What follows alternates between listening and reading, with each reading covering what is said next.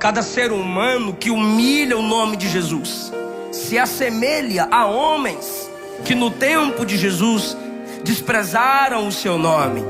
Se assemelha a demônios que usam pessoas para mancharem o nome de Jesus.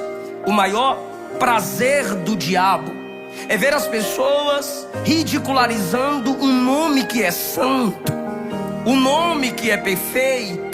O Pai o exaltou soberanamente e lhe deu um nome que está acima de todo nome, para que diante do nome de Jesus se dobre todo o joelho dos que estão no céu